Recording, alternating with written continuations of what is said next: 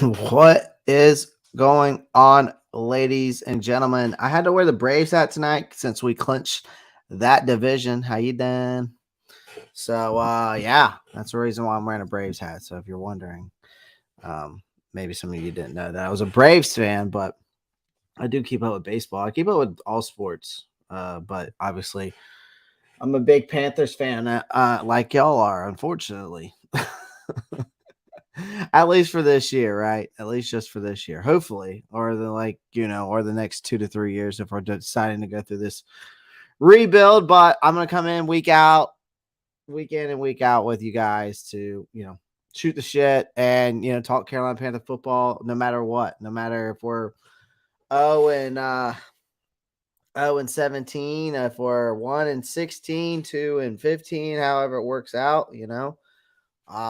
Yeah, I mean, I'm just going to be here day in and day out with you guys, and just shoot the shit. So today we're gonna kind of go over a couple things. I kind of want to go over, uh, obviously, kind of go over. Let's get to know the 49ers a little bit. I also kind of want to go over some predicting maybe the next 5 games, for the Carolina Panthers. And then I'll have a preview and prediction video sometime, probably either tomorrow or I'll have it posted on Friday, one or the other. And then obviously there have been some accusations out there about Carolina possibly trading Christian McCaffrey. So kind of wanted to go over a couple things tonight. So, but before we get kicked off, make sure you pound that like button.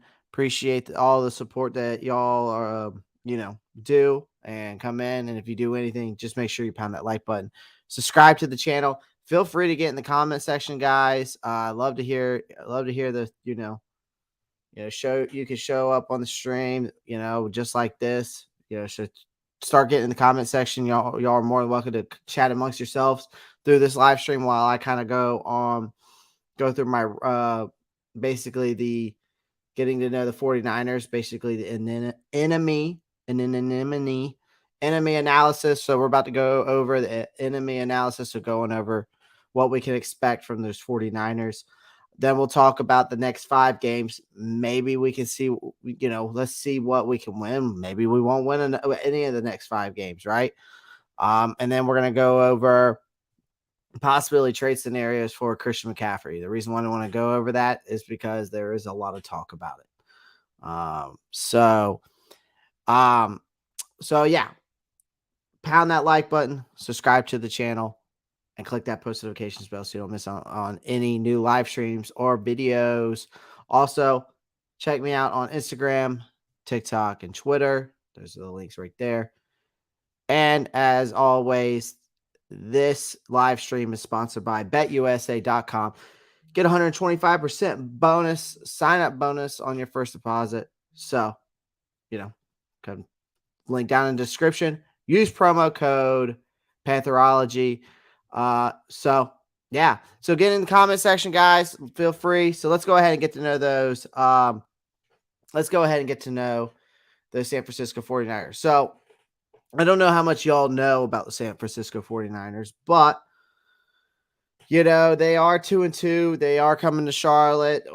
Thankfully we are home, but they had their most dominant performance on Monday against those Los Angeles Rams, which was pretty impressive. Now, the Panthers against the 49ers, they own them as considering based off the record. We're 13-9 all time against the 49ers.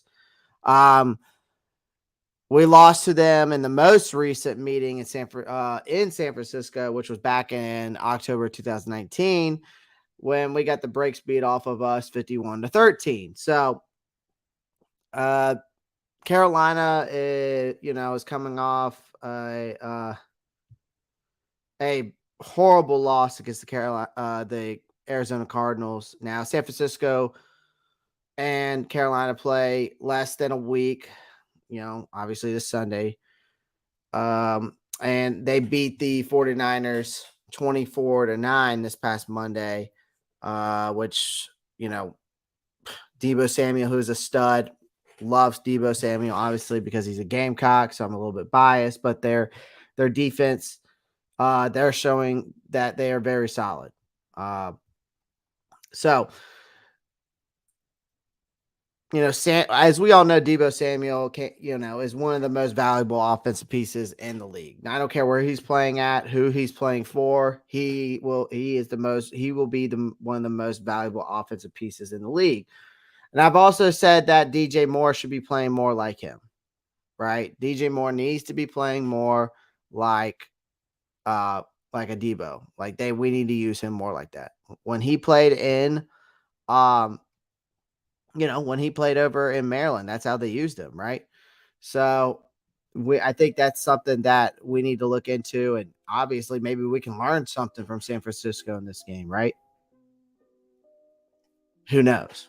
But anyways, so as we're getting, let's continue getting to know these guys. So Debo makes such a threat to opposing defenses year in and year out, obviously, especially last year when I think we really saw more of his breakout season last year. Um, and he definitely brings some electricity to that sideline, man. And especially when he did so against those Los Angeles Rams last week. I mean, he snatched a pass over corner Darion Kendrick. I remember before, getting through the tackles and defenders, and 57-yard touchdown right there, man. Just complete stud of a route, and just burns the defense. So then, he first time All Pro last season. And that was his first time Pro Bowl as well. He's just a physical guy. He's got the ability to line up as a running back. And he set last year in the league record for rushing touchdown as a receiver. And that was 8 last year. He's already broken free this season for a career long of 51 yards rushing touchdown. He did that against Seattle in week 2. Now,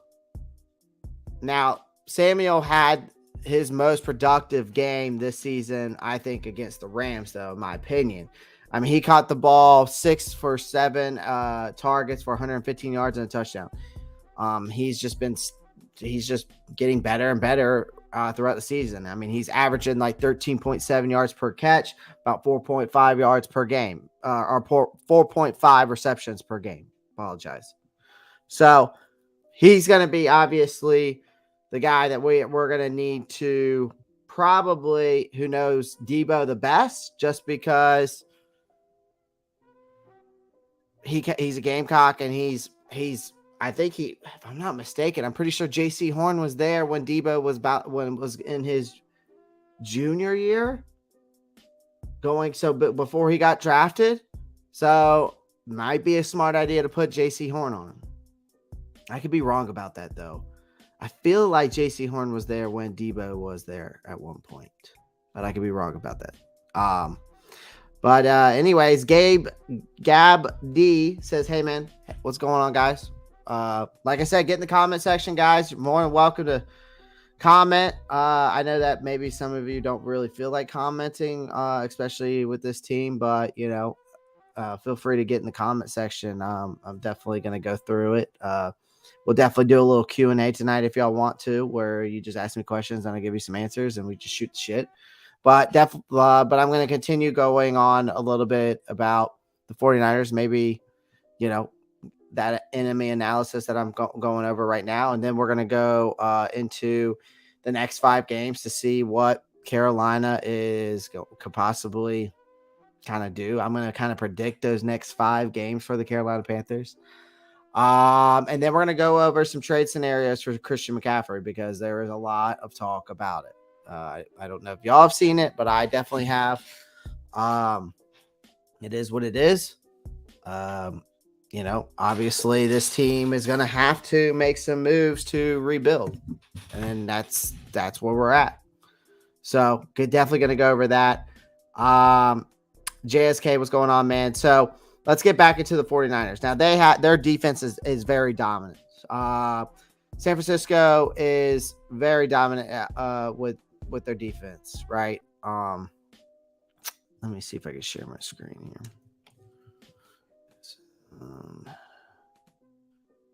49ers here. Oh, Espen, you are a wonderful thing. Espen.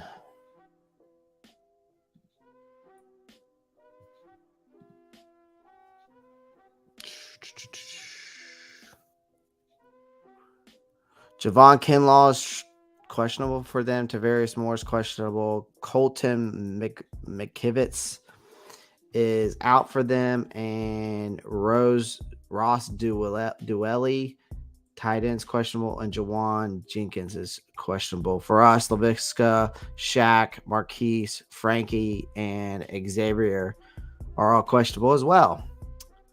Great. I did not get to go over that.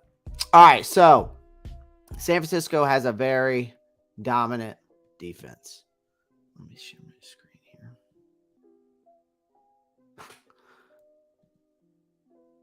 No, not that one, you dingus. Is there like a reason why I can't freaking present screen? No, I want to. Oh, okay. Why is it saying present screen instead of like show this instead? That's what I don't understand.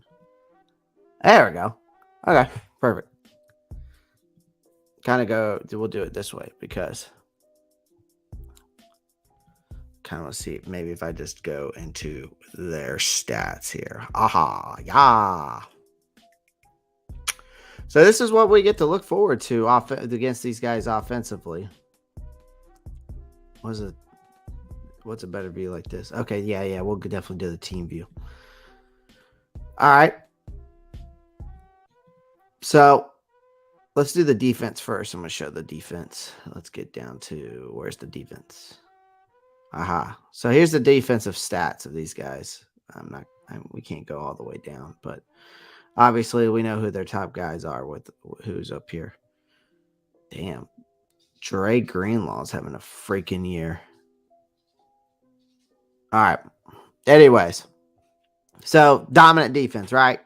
I mean, this is the factor of their whole team. Basically, same way we are, unfortunately. Except they actually have an offense that can actually score points and put them on the board. So, yeah, dominant defense. Their victory over the Rams was absolutely dominating, in my opinion.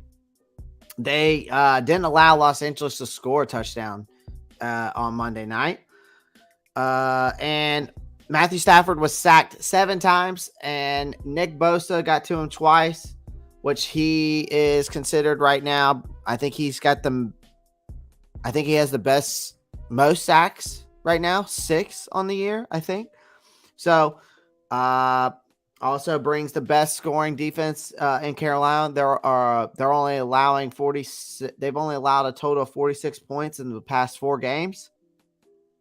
The 49ers are tied with the Bills also in total defense, which means total yards per game. So they're only allowing 234.5 yards per game, which is insane. They've allowed a league low of 2 passing touchdowns all season, and our second in passing defense, they're only allowing 161 yards per game. The 49ers rush defense is just as strong. They're second in the league as well with 73 yards per game. So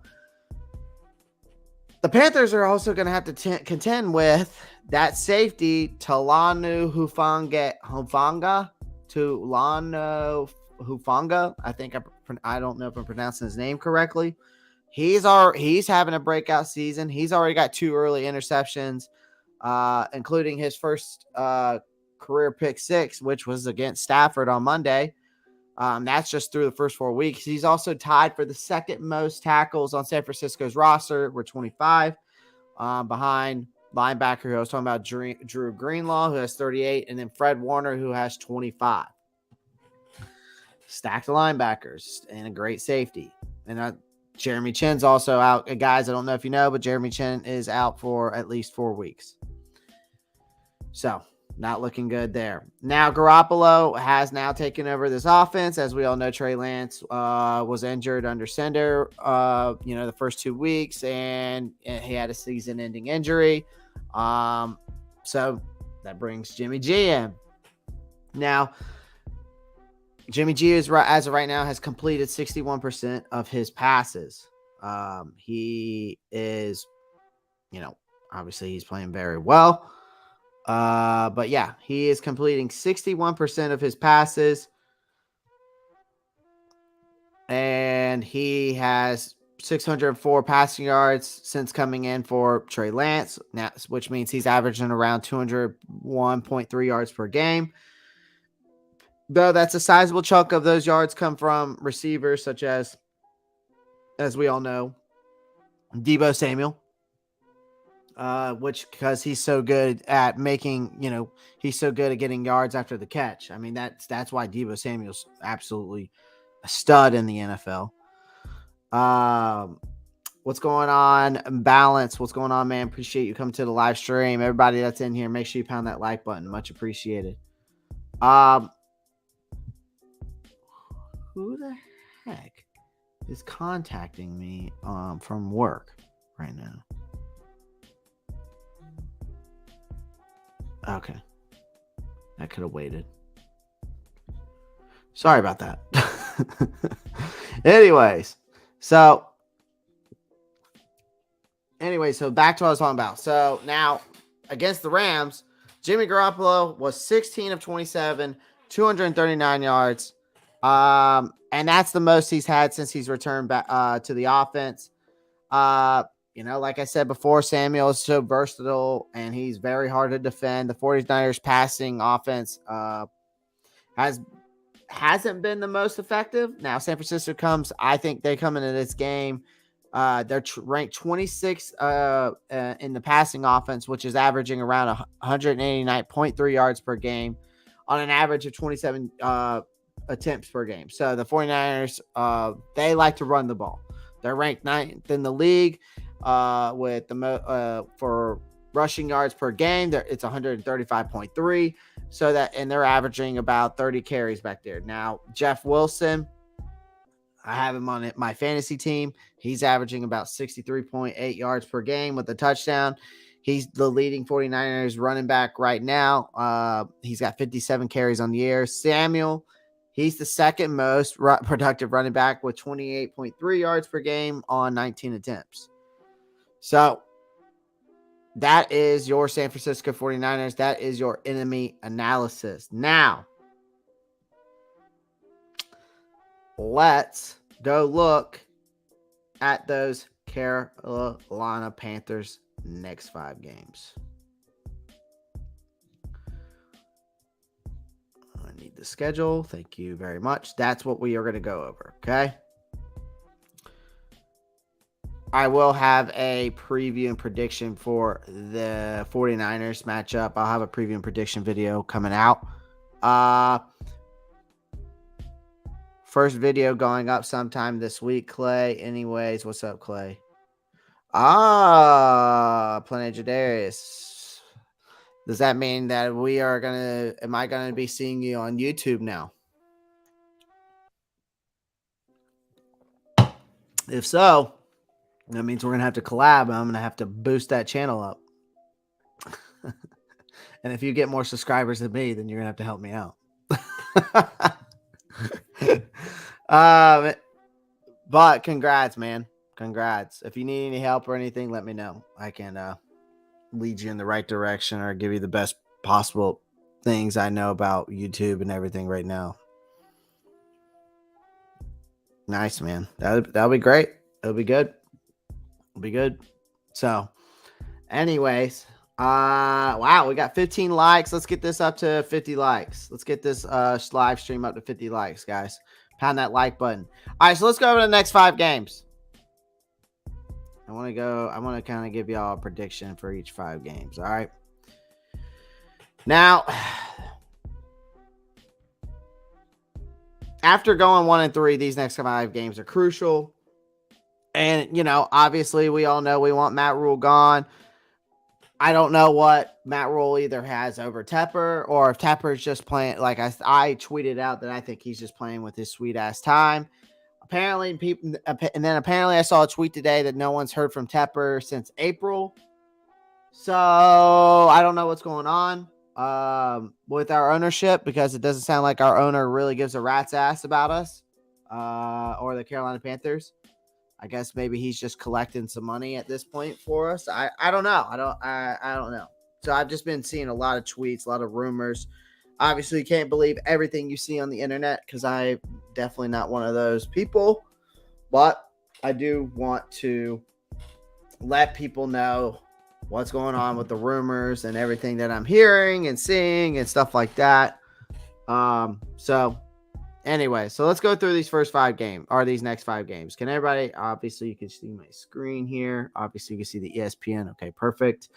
So going to go through now. I know everything right now is just dark for the Carolina Panthers. For us as fans, everything's just dark. It's not where we wanted to be, not what we expected to be, nothing. Especially after that loss against the Arizona Cardinals, which I think we should have won that game, but that's neither here nor there. Our offense is just non-existent, and it's just seems to just getting worse and worse, whether that's Matt Rule's fault or whether it's just Baker Mayfield is absolutely just hot garbage. So we've, the pressure has increased on Matt Rule. And patience for all of us is it's probably just that we're just at our wits' end. I mean, I'm at my wits' end too. We went from being NFC, champions to a Super Bowl in 2015 to here, to where we are now. Right. And going to the, listening to the game, and I haven't gone to a game yet, but I will be going to a game. I'll probably be going to the week. I'm thinking about going to the Bucs game, week 7. So we'll see. But if I'm there, I'll let y'all guys know. Y'all have to come say hi. Jadarius, that's for you. If you're still in here, man. So with that in mind and everything, let's go through the next 5 games. So the San Francisco 49ers, right? I'm gonna go more into this later. If I think this is not a game that if you think that Carolina can win or turn it around, this is the one that's definitely not it. They're out of luck in this game. I think the San Francisco are going to be a significant test, despite even though they lost Trey Lance. Obviously, I think Jimmy Garoppolo is way better than him anyways. Kyle Shanahan has an elite defense, and he's got a very gifted offensive mind with some great offensive playmakers, like I've said before. So, considering how poorly Ben McAdoo and Baker Mayfield have been, it's hard to predict a turnaround here, obviously. So, especially with a defensive unit that's definitely ranked number 1 in most of every defensive category through these first 4 games. Obviously, I'm going to predict a loss here. So this also looks to be a bad. I think it's just a bad matchup in terms of. It's also a bad matchup in terms of Shanahan's scheme, which is unheavy with players such as Deebo Samuel, which makes things happen in the passing game. So don't be surprised. I think. I won't be surprised that the Panthers lose this game in very disappointing fashion at home. All right. Now let's talk about those Los Angeles Rams. So we're 1-4. Okay. After this week. After so many home games this season already, things are going to continue to get tougher. The the the I don't even know where to say at this point, but Matt Rule and this roster just need to part ways, in my opinion. The Los Angeles Rams right now might have not have wanted to start the season as many anticipated, but the Super Bowl, they're defending Super Bowl champs, and this is a matchup I think anyone or any day, doesn't matter who it is, it's going to be a tough task at hand, right? Especially with a team that doesn't really have its identity, as in the Carolina Panthers. So I think Carolina's defense obviously is good enough to beat anybody on any given day, but you can't win all games just based off of defense, because you need an offense that can actually put points on the board. Now, Matthew Stafford has already thrown 6 interceptions this season, and Brian Burns can disrupt him enough to make, for there to be an opportunity or two for some turnovers. Now, the big problem for us is containing Aaron Donald and that Rams defense. We all know that Aaron Donald is regarded as probably the best overall player in the league. Carolina's offense has improved. The offensive line has improved the interior, but I don't know if they're going to be ready enough to provide enough windows for Baker Mayfield or Christian McCaffrey to do any kind of damage against the Los Angeles Rams. Now, I'm going to predict a loss here. The Panthers won't be good enough or mildly even close enough to beating them, although this might give them a chance heading into this game at a 1-4 scenario, because I don't see them beating the 49ers this week. And then that will just put more pressure on Matt Rule's shoulders if he's still here. Then you got the Tampa Bay Buccaneers, which I'm pretty sure Matt Rule has not beaten them one time since he has gotten here. And this atmosphere at the Bank of America Stadium, I guarantee you, is going to be toxic by this point, especially being 1-5 going into week 7 against the Tampa Bay Bucs. And I could see it at this point where these fans are just stomping at home. They're not attending the games just because they just don't have the willpower at this point anymore to sit through a dumpster fire of an organization right now. And it's going to start, you're going to start seeing it. You're going to start seeing fans not showing up to games. You're going to start seeing, hell, you might even see a freaking riot out there for all I know. Hell, I've seen petitions. I've seen people on Twitter saying we should go out in front of the stadium and say fire Matt Rule and and get rid of Tepper and all this. It's getting really bad up there in North Carolina, because as we know, as Carolina Panther fans, and the state of North Carolina, they'll get rid of somebody, no problem, real quick. That is something super easy that can be done up there. It's up there for me because I'm in South Carolina, so I say up there.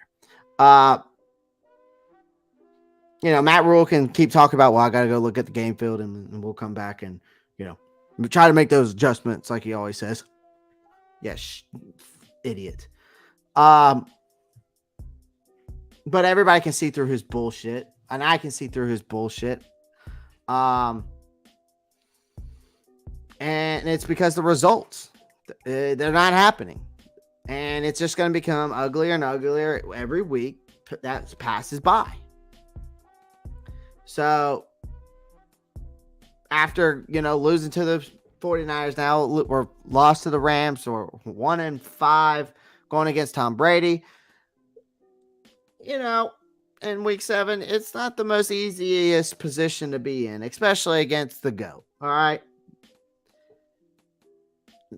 Tom Brady has had Matt Rule's number since leaving New England. All right. Even though the Bucs are on a 2-game losing streak. Currently, that might not be the case by the time they get to Charlotte, but any team led, I think, by Tom Brady obviously should be taken completely serious. He's not getting any younger. This could be his final season for all we know. And he's not in a good place with his marriage and everything you're seeing about Giselle, apparently. So who knows how he's going to be playing up at that point and if he's going to be focused on football, And it's interesting to me because thinking about that, even though I hate talking about personal things, but like Tom Brady signed like a big, I don't know how many year deal with Fox. So basically, even though if he doesn't play football next year, he's going to be with Fox Sports doing NFL commentary Thursday through Friday. So Monday through Wednesday, he'll be home. But other than that Thursday through Friday, Saturday, Thursday through the Sunday, and possibly Monday, where's he going to be at the football game? So it's just interesting to think about. I mean, the Bucs right now have more than enough to pile, I think, further misery on Matt Rule when it's all said and done. But that's going to be at 1-6. It's going to be another loss. I mean, the Panthers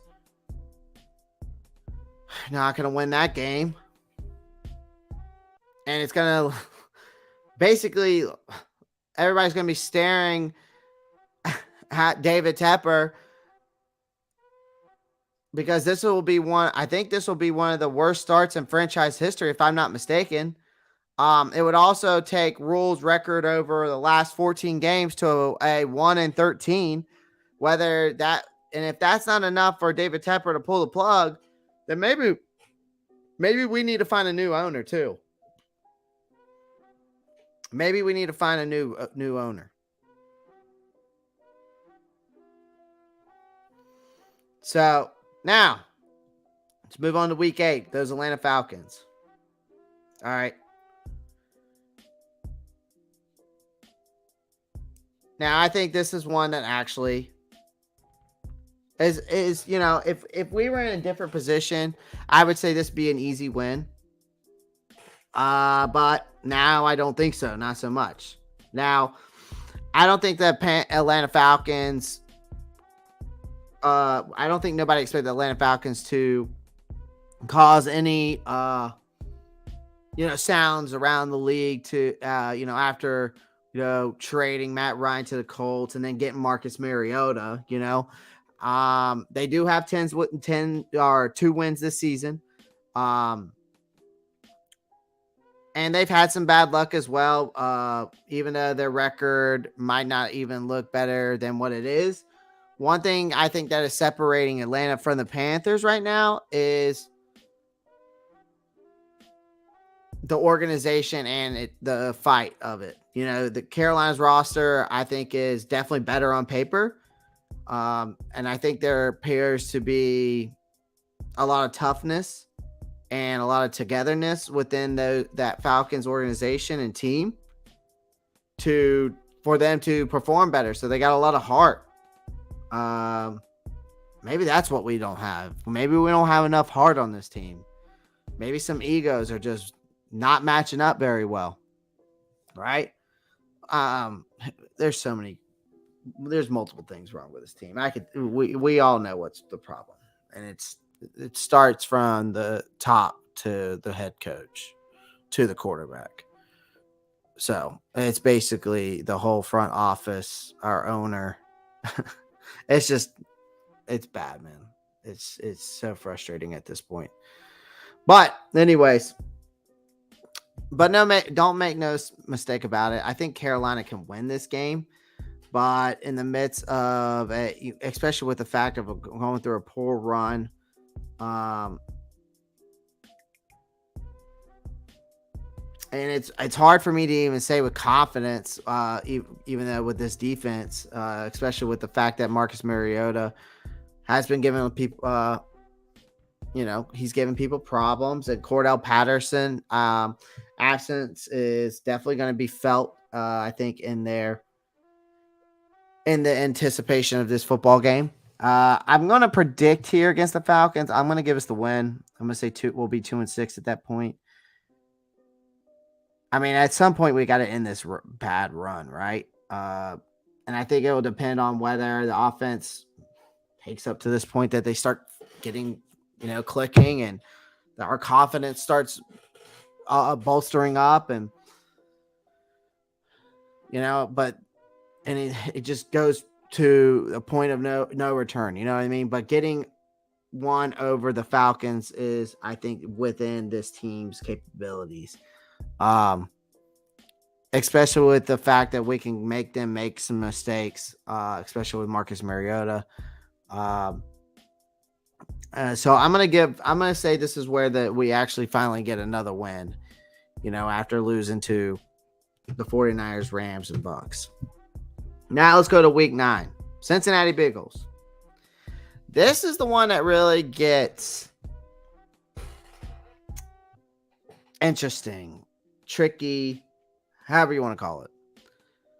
And we've had a brutal run of games up to this point, and we're heading into their, and then we got to try to get to week 13 to get that bye. Our bye week's not till week 13.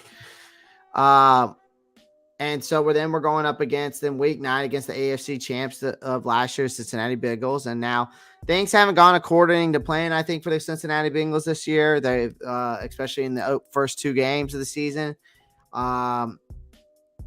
We've seen a lot better from Joe Burrow, but it's been much better since Joe Burrow has become a little bit more comfortable behind that offensive line that they have rebuilt and kind of reinvested in, this offseason. He still has his elite weapons.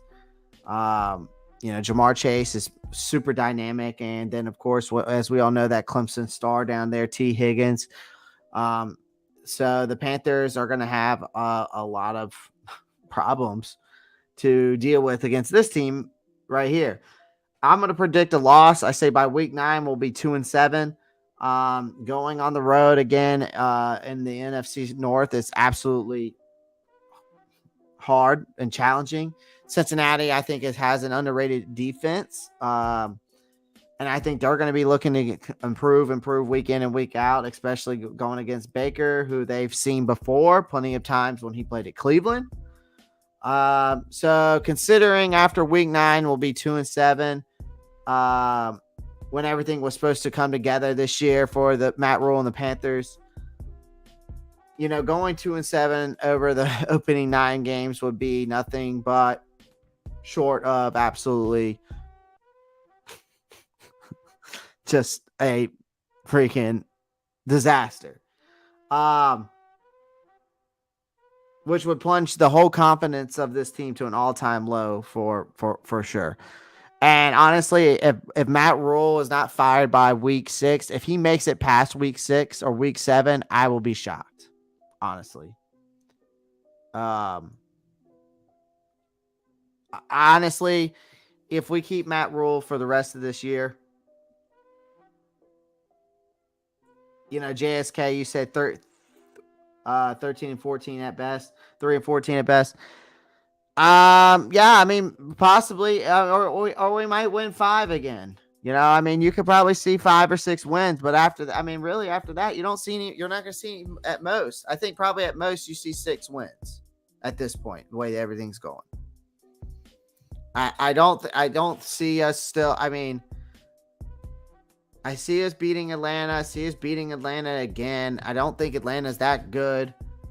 Baltimore is going to blow us out, especially with the fact we're at Baltimore. Then we go to then we're home for Denver. I don't even know how I feel about the Denver game. Who knows? Maybe we can sneak that one out. I don't really see Russell Wilson in the Denver Broncos being that. They're not that good. They just lost Javonte Williams to a torn ACL. Seattle. Then we're bye week, and then we're at Seattle. I don't see us beating. I could see us beating Seattle. Do I think that we will? I don't know. We'll see how Geno Smith is playing up at that point. But Geno Smith just won the NFC Player of the Week. Pittsburgh. We could beat Pittsburgh, I think. That puts us at 4 wins. Detroit. I think Detroit's better than us. At Tampa Bay, week 17. If Tampa Bay really needs to win that game for the playoff picture, we'll obviously lose that unless they decide that they don't need the win and they'll just sit everybody out. Then maybe we get the win there. No, at New Orleans. At this point, we'll probably be playing them. Who knows? I mean, we could win that game at New Orleans. So maybe 5 wins. Like I said, 5 wins at this point. Yeah. But I will be surprised if we after week 6 or week 7 if Matt Rule isn't fired. Some people are saying week 8, but I just don't see how you can keep somebody on this coaching staff or to keep a head coach this long and everything. So, and I don't know if David Tepper's got something going on or there's like some court case or there's like some rumors going around or nothing. I haven't heard anything, but like, are we what are we doing here? Because it's just like with this team and Matt Rule, it literally just seems like with everything they're doing with the offense, it's only the offensive side of the ball that I'm actually disappointed with. Is it just that they just think that it's like, let's just throw shit at the wall and see if it sticks almost, Let's get Baker Mayfield. He did so well at Cleveland for the first 2 years. Let's give him a chance. Let's see how he does. Same thing you did with Sam Darnold. Then you did the same thing with Teddy Bridgewater. You paid him way too much. But hell, I would take Teddy Bridgewater than right now. I've been eating a lot of crow recently. I was one of the people that thought Matt Rule could come in here and be an NFL coach. It just doesn't work out that way. And I should have known that from watching Steve Spurrier and Nick Saban and all these other guys that have came in here and were unsuccessful in the NFL. Great at college, just not NFL coaches. I'm eating my crow about Teddy Bridgewater, Teddy checkdowns. Teddy check down the clown. I was one of the guys that said we need to get him out of there. Did I believe that Sam Darnold was going to improve this offense? No, not really. We've all seen what happened up there at the New York Jets, but I also thought maybe he just got a bad apple up there. Having to deal with Adam Gase, that's a sucky way to start off your NFL career with the worst NFL coach of all time, in my opinion. I still think Matt Rule's better than him. I will say that. That's just one man's opinion, though. So I've been eating my crow for a hot minute. And I thought also that Baker Mayfield was a quarterback that could come in here and improve this offense. Obviously, I was wrong about that as well. So, yeah, it is what it is. There's not much more we could do about it. It's basically time to either at this point that we get a new head coach and start rebuilding. And that's actually where it's going to lead us all to the next topic. And that is, unfortunately, I can't believe I'm saying this, but there is rumors that Christian McCaffrey could be traded. Okay.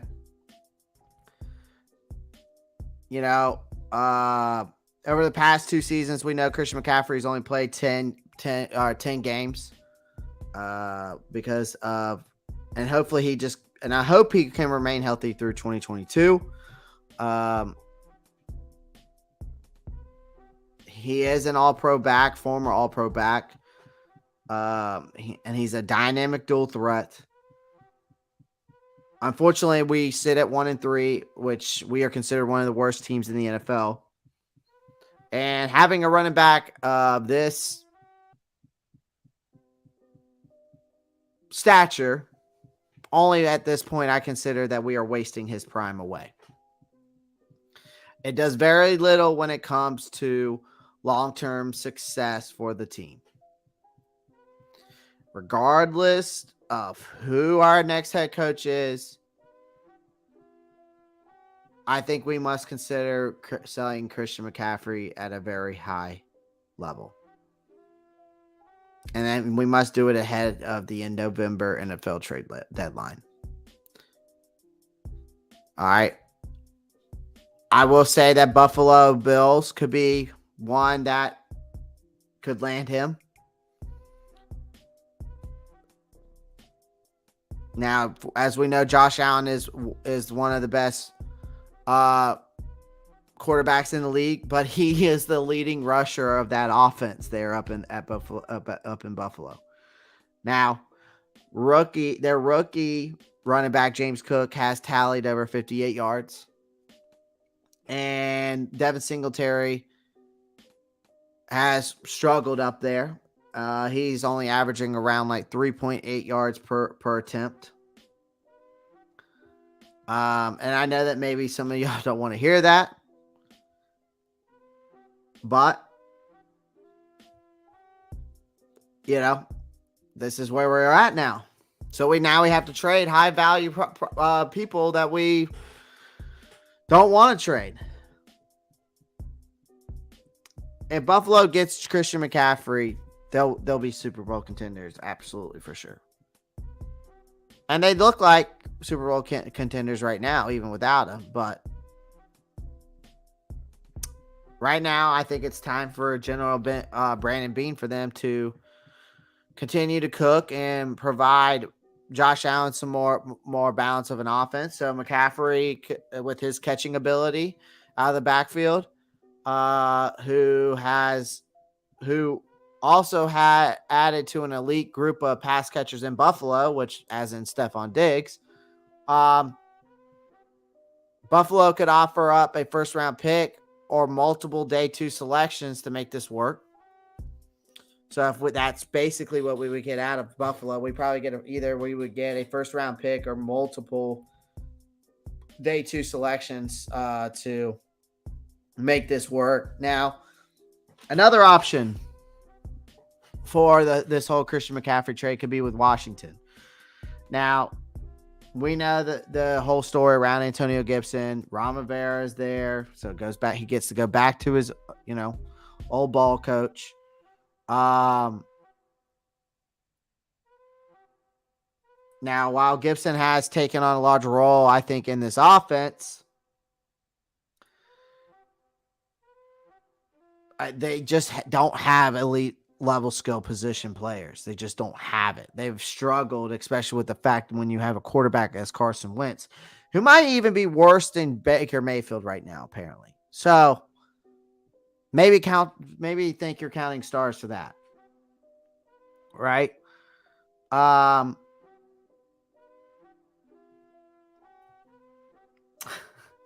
mean, right now, Carson Wentz is the leading quarterback in the league for the most times he's been sacked. He's been sacked 17 times this season so far. 17 times in 4 games, Carson Wentz has been sacked. That's insane. They don't have any elite skill players.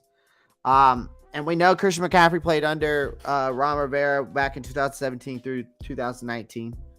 And that was when he dominated for that 3-year span to open up his career.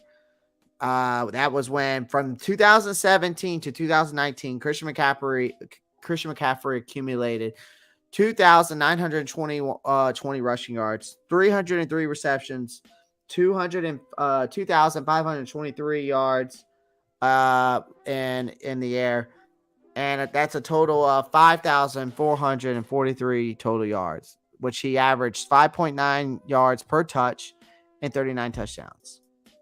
Now, there is rumors that Rivera is on the hot seat there. That, I think, remains to be seen. It's also known that Washington's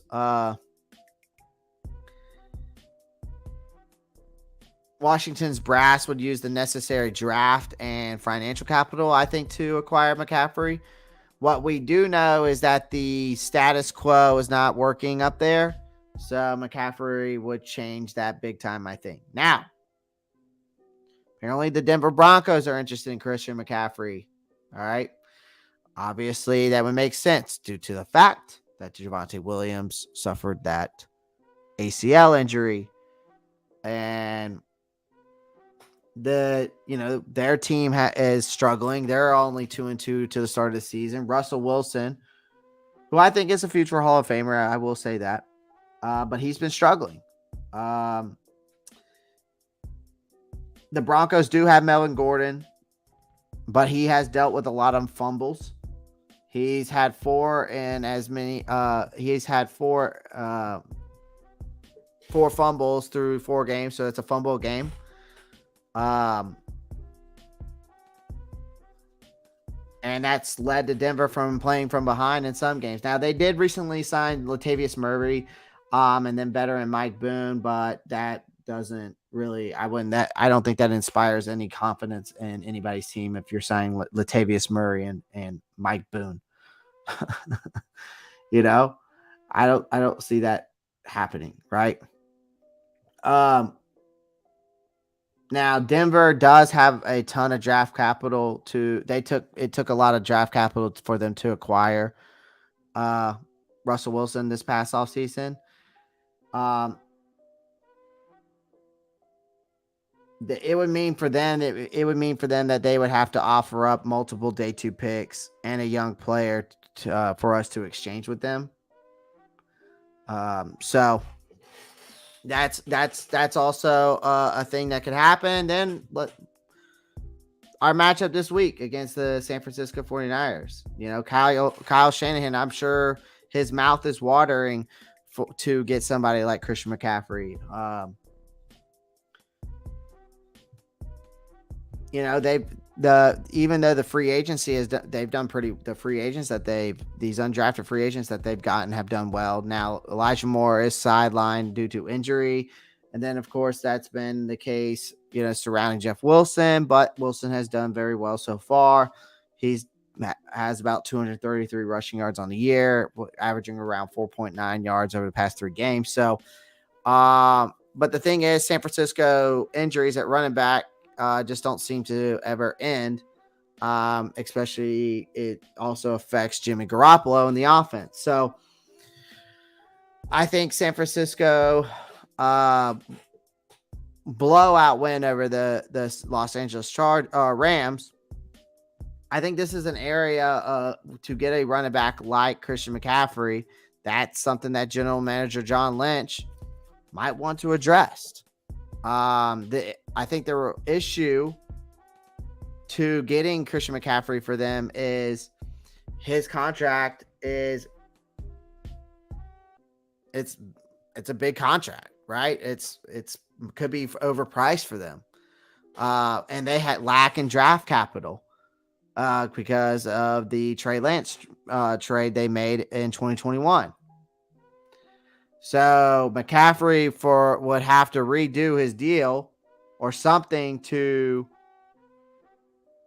really make this work. And even then, the idea of teaming him up with another all-world playmaker like Deebo Samuel, they could definitely be obviously legitimate favorites to come out of the NFC.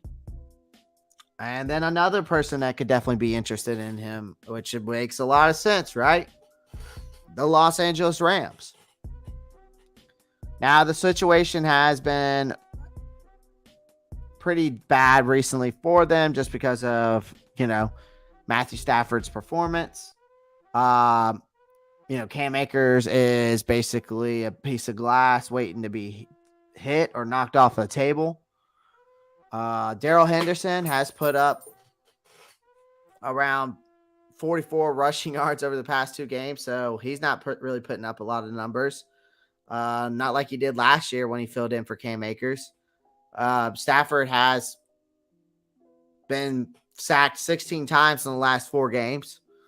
He also leads the NFL in interceptions. And he's coming off this week 4 terrible performance against the 49ers. So, I know Les Snead, the general manager for the Rams, is not afraid to give up any future draft capital for some immediate upgrades, right? Now, why not go back to the well once more and find that true missing link for an offensive player? It just makes sense for them to add Christian McCaffrey to the mix. No, I don't think it matters to the long-term, ramifications, but it's going to cost them. It's going to cost any team dearly. So just be prepared, guys, by the trade deadline that there could be a possibility of Christian McCaffrey getting traded, because we're going to have to start thinking about this team's future of getting truly doing a rebuild, because that's what's going to happen. We're literally going to have to go rebuild this team.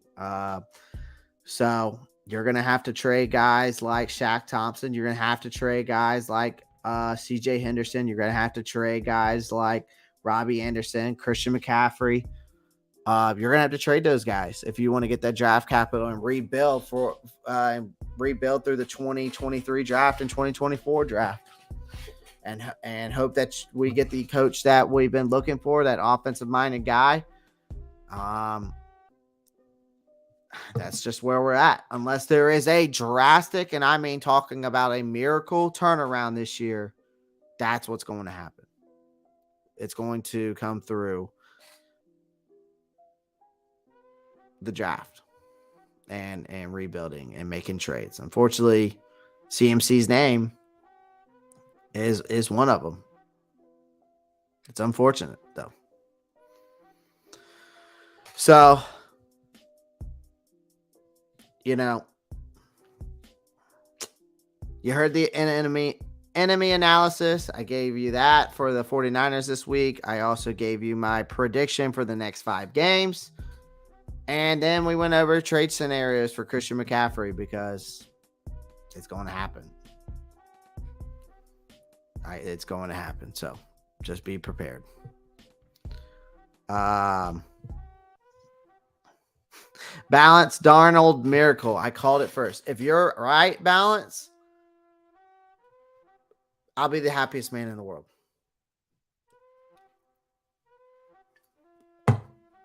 So far, you've been pretty right.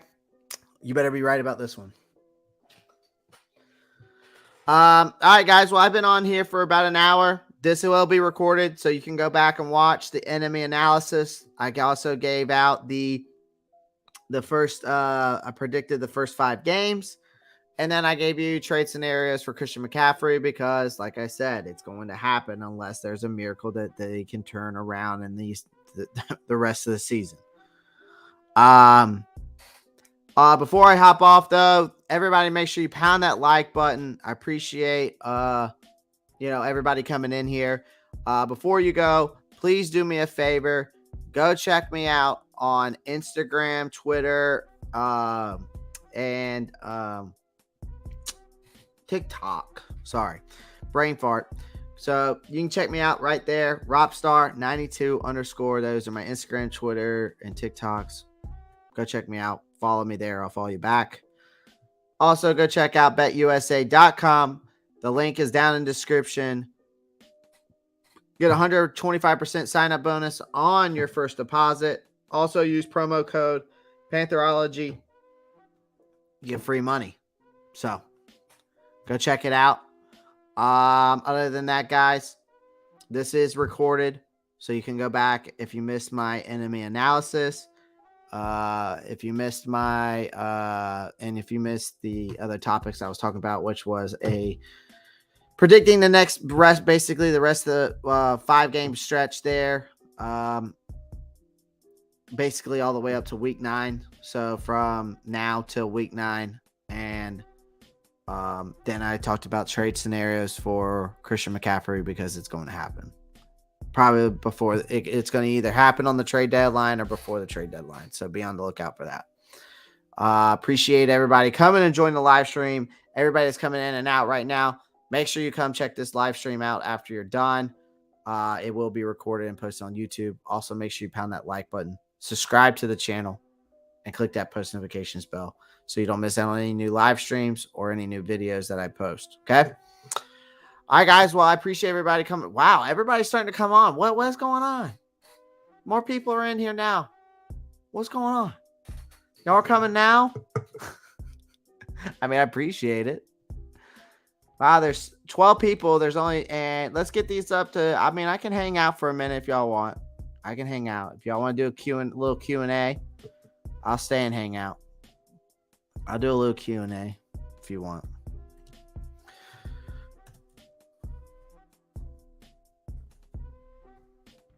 I will do a little Q&A if y'all want it. I will stay for a little bit longer if you want. Some of y'all are already clocking out, but I'll stay a little bit longer if you want. I can do a little Q&A to finish out the night. I want to talk about trade scenarios. We could talk about trade scenarios. We can talk about whatever y'all want. Draft picks, new coach, new owner, favorite food, beer, alcoholic drink, balance. Ask is me, Q&A. Your Phil Snow opinion. I like Phil Snow. I think he's actually an excellent defensive coordinator, in my opinion. I think his play calling is very good. Obviously, our defense has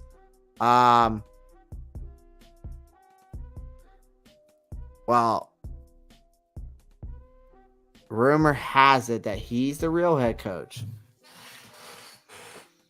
Okay, that's a little bit mind-blowing there.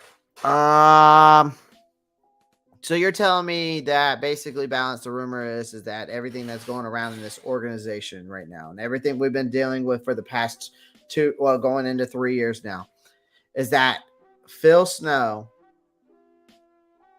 is the one who has been running the offense and the defense?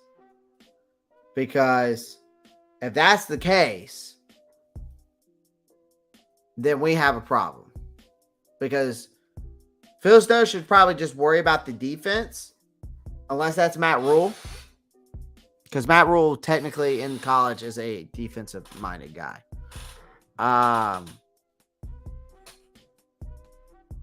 Jesus, really? Balance, if you ever find these articles like that with these rumors, send them to me, because I am very interested to read those. Because that is very interesting. That is very interesting to see that they say that Phil Snow is technically the head coach. So, I mean, honestly, at this point, I'm not shocked either if that's actually true, because what are you going to do? Dude, this chair squeaks way too much. I'm going to have to get a new chair. Yeah.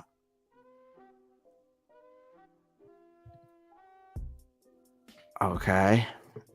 Interesting.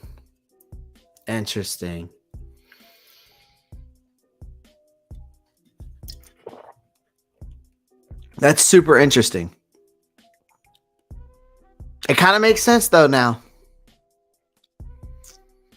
I could see that in a sort of weird kind of way.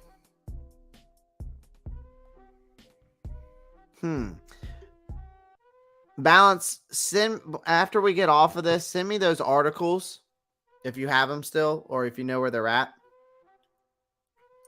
I would love to read those. So, but after this, don't comment it. You could comment it in here. I guess I could go back and do it, but no, don't do that. Don't do that.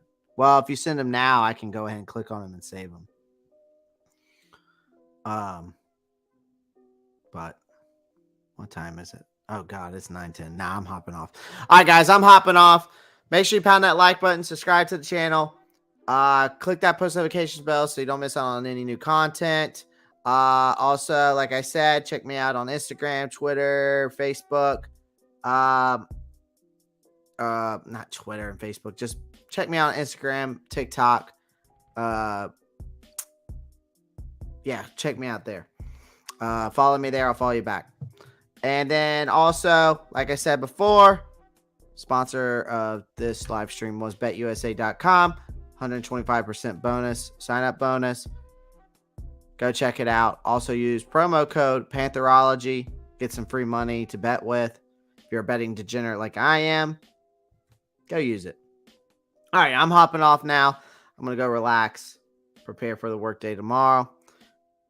And as always, guys, keep pounding.